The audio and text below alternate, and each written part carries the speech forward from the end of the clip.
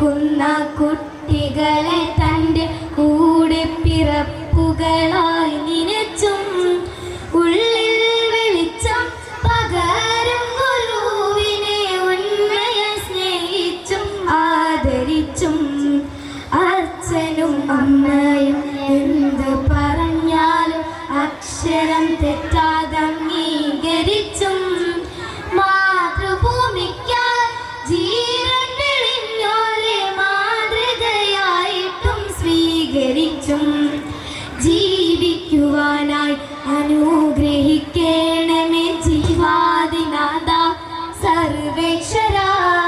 ജീവിക്കുവാനായി അനുഗ്രഹിക്കണമേ ജീവാദിനാഥ സർവേശ്വര.